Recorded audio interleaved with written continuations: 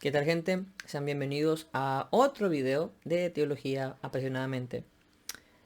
El video anterior hablé acerca de la cientificidad de la teología, aquello que le otorga coherencia, veracidad y solidez. Pero ahorita quisiera abordar una de las implicaciones del principio ectípico propiamente. Habíamos dicho que la teología ectípica o ese conocimiento ectípico representativo de Dios, que es el conocimiento de Dios, pero amoldado, que Dios amoldó a nosotros para que pudiéramos conocerlo a Él, debido a que no podemos conocer a Dios de la misma forma en la que Dios se conoce a sí mismo, ¿verdad? Dios se conoce a Él de forma simple, infinita y perfecta, nosotros de forma compuesta, imperfecta y finita. Entonces Dios hace una continuidad de su verdad, pero nos la da de un modo, en una proporción aceptable para nuestro sistema cognitivo. Bueno, ahora, ¿cuáles son unas implicaciones? O en este caso, en este video en particular, quisiera hablar de la indemostrabilidad de la coherencia de la doctrina trinitaria. Ahora, esas son palabras fuertes, porque mucha gente, de hecho yo en un pasado bastante cercano, también era partidario de que demostrar la doctrina trinitaria es posible. Se puede demostrar que es coherente, ¿verdad?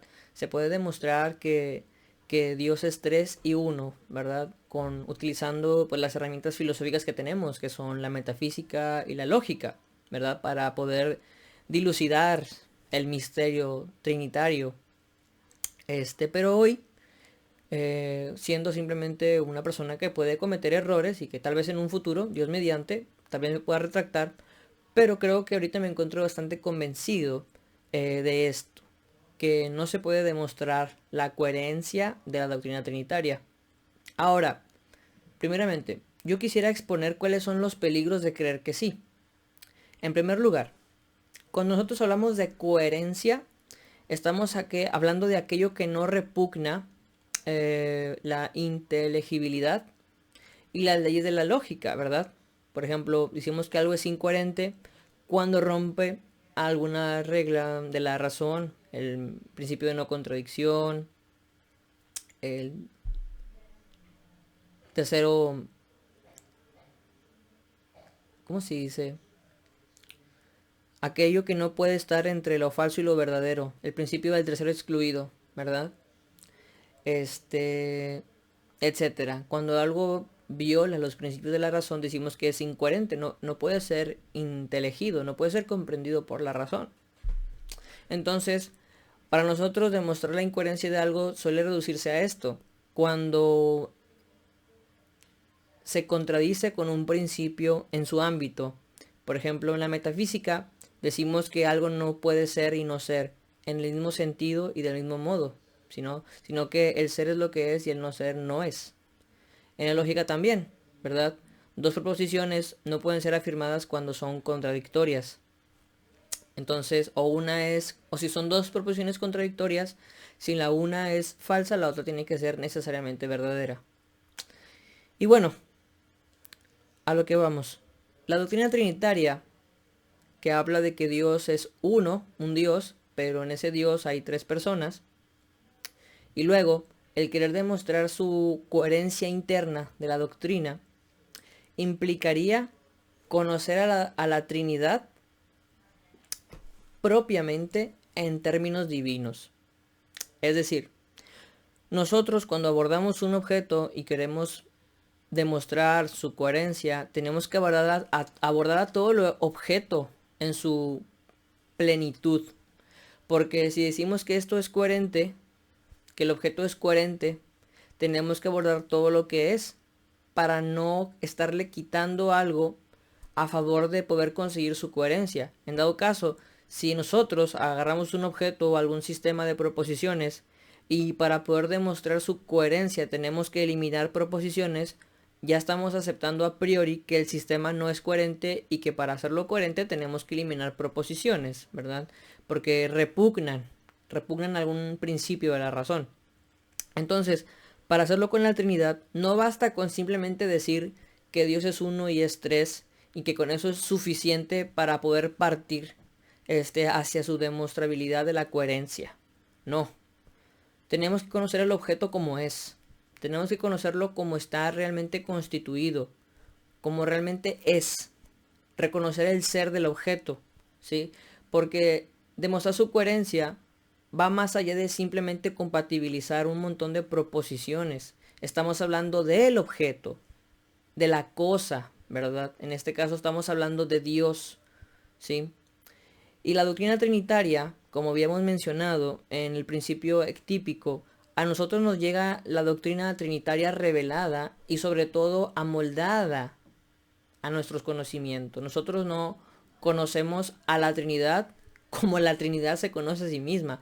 Conocemos a la Trinidad en tanto que es un conocimiento verdadero, pero imperfecto, amoldado a nuestras capacidades.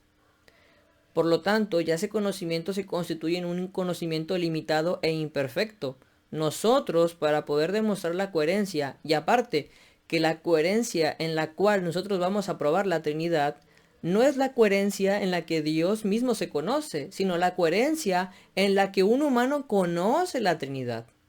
Es decir, nosotros, aparte de que no podemos conocer al objeto como es realmente, conocer a Dios en su esencia, en su plenitud, cometemos un error categorial al querer probar la coherencia del objeto en el formato de una coherencia inferior. Porque esto es un punto importante. Sin saberlo, quienes quieren probar la coherencia de la doctrina trinitaria asumen que la categoría de coherencia humana, es decir, que la capacidad humana se encuentra en la misma categoría en la del objeto trinitario, que es Dios. Y esto no es así. Ya habíamos mencionado que lo que es Dios trasciende la razón, ¿sí? En su plenitud. Y por lo tanto, nuestra razón humana queda trascendida por Dios. Ya luego en un video hablaré de por qué esto no impide que Dios sea cognoscible. Pero el hecho de que Dios trascienda, eso implica que lo que conozco de Dios lo tengo que conocer de forma imperfecta y limitada. Entonces, si yo quiero demostrar la coherencia de Dios, yo estoy diciendo que yo quiero demostrar en una categoría inferior a un objeto que trasciende mi categoría, ¿sí? Creyendo o que yo puedo ascender de categoría o que tengo que yo bajar al objeto, empatarlo con mis aptitudes cognitivas para poder demostrar que el objeto es coherente. Entonces, por estas razones, a mí se me hace imposible demostrar la coherencia, ¿sí?, de la doctrina trinitaria. Yo sería una persona bastante necia si digo que por esta razón la Trinidad es falsa. Como ya habíamos explicado en el video anterior, lo que le da veracidad, coherencia y solidez a la teología no es la razón humana, sino la ciencia divina propia, que es la que Dios tiene de sí mismo, donde Dios es el conocedor, el conocido y el conocimiento. Entonces, lo que hace el cristiano es comprender en sus categorías lo que ha sido revelado. La doctrina sagrada dice que Dios es uno, solo hay un solo Dios, y que ese solo Dios es tres personas, Padre, Hijo, Espíritu Santo, y que el Padre no es el Hijo y el Hijo no es Dios y el Espíritu no es ninguno de ellos tampoco. Entonces nosotros, como bien dijo Turretin, el hábito de la teología es creer. ¿Sí? Solamente aquel que esté dispuesto a cuestionar a Dios se atrevería a alzar la mano y decir que la teología es incoherente, que la doctrina es absurda. Sí, porque ya habíamos dicho que para esto tendríamos que tener un terreno común en la que el no creyente tuviera que estar a la par, ¿sí?, que se sintiera a gusto con los principios de la razón para poder aceptar estas cosas, pero debido a que los principios de la teología son completamente enemistad con el mundo, con los principios de su razón, por eso no los aceptan. Por eso bien dice el apóstol Pablo que el hombre natural, dice, las cosas espirituales las ve como locura, no las entiende. Entonces, habiendo explicado esto, estas son razones por las que creo que nosotros debemos esforzarnos por comprender el dogma, por saber que es trinitario, que va de acuerdo al dogma, pero no tratar de demostrar el dogma o su coherencia, porque estamos brincando categorías nociológicas, estamos brincando también categorías metafísicas de la realidad. Nosotros no podemos trascender nuestros límites. Dios puede enriquecer nuestro conocimiento, por supuesto que sí. Dios puede brindarnos conocimiento de Él, por supuesto que sí. Pero nosotros no podemos trascender los límites que por ontología son inherentes a nosotros. Somos criaturas y nosotros debemos de sentirnos a gusto con lo que somos, porque a pesar de que somos criaturas limitadas, podemos conocer a Dios. Entonces, habiendo dicho esto, pues yo creo que estas son implicaciones que hay que tener en cuenta, debido a que ha habido teólogos que por no demostrar la coherencia de la doctrina trinitaria, de no poderla amoldar a un sistema metafísico, lógico, a la Trinidad, la han desechado como incoherente. Y lo mismo pasa con doctrinas como la omnisciencia, con la omnipresencia, con la encarnación. Cuando estas doctrinas reveladas no son capaces de encajar en un sistema humano de razón, metafísico, lógico, nociológico, pues la gente tiende a rechazarlas, tiende a votarlas como irracionales, como absurdas, como falsas. Pero eso es justamente lo que pasa cuando no tenemos en cuenta los principios que ya hablamos en el video anterior.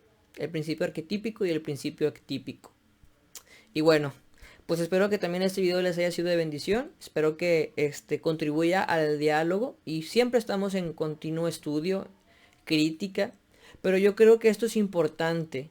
Porque la teología debe partir de principios sanos. Debe de partir reconociendo lo que es y lo que no es. Y para eso el humano debe reconocer lo que no es primero. No es Dios. No es perfecto. No es ilimitado. ¿Verdad? Entonces, si no empezamos a hacer teología con el pie derecho, necesariamente lo empezamos a hacer con el pie equivocado. Yo creo que esto sí es evidente, la razón. Que si no empezamos haciendo las cosas bien, entonces las empezamos haciendo mal. ¿Verdad? Ya luego hablaremos de la relación que hay entre la fe y la razón.